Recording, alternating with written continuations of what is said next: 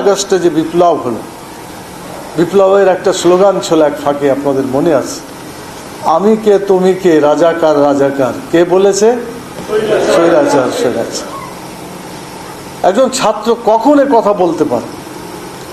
যখন তাদের অধিকার সব শেষ হয়ে যাচ্ছে, তাদেরকে জালেমের জুলুম এমনভাবে অক্টোপাসে বেঁধে রেখেছে যে তারা কোনো কিছুই পাচ্ছে না, তখন জালেমের বিরুদ্ধে তারা একসাথে আন্দোলন করেছে। আলহামদুলিল্লাহ, সরকারের পতিত সরকারের শোষণ, জুলুম, অত্যাচার, নির্যাতন যা কিছু ছিল তার প্রতিবাদে ছাত্ররা আন্দোলন শুরু করে এবং আলহামদুলিল্লাহ দেশের জনগণ, শুধু ছাত্ররাই করেছে তাই নয়, শিক্ষকেরাও সেদিন ঝাঁপিয়ে পড়েছে, পুরুষ ঝাঁপিয়ে পড়েছে, মহিলারা বের হয়েছে, শ্রমিক বের হয়েছে, এমনকি ঘরের মহিলারা যারা ছোট বাচ্চা নিয়ে তারাও কিন্তু সেই আন্দোলনে ঝাঁপিয়ে পড়েছিল।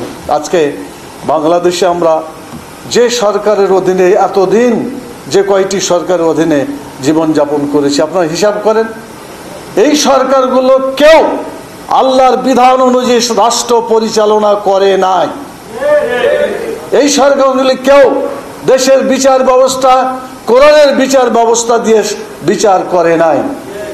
এদেশের প্রশাসন আল্লাহর বিধান অনুযায়ী প্রশাসনকে পরিচালনা করে নাই, বরং সুদ, ঘুষ, জুলুম, অত্যাচার, নির্যাতন এই সবগুলোকে ব্যবহার করে নিজেদের স্বার্থ চরিতার্থ করার জন্যই তারা এই কাজগুলো করেছে।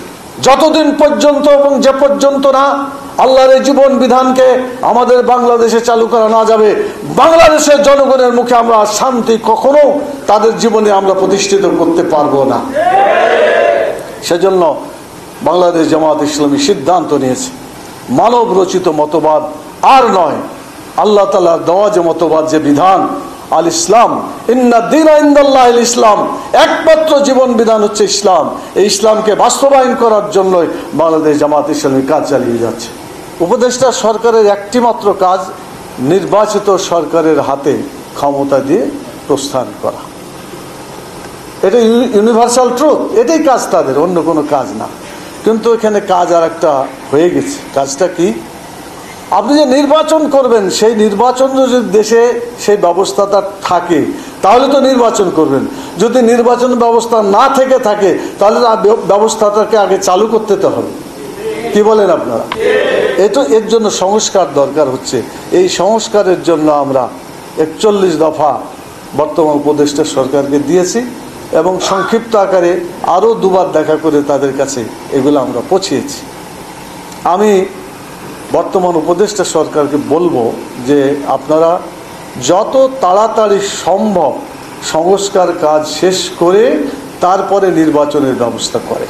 এটা যদি না হয় তাহলে এই নির্বাচন হবে না।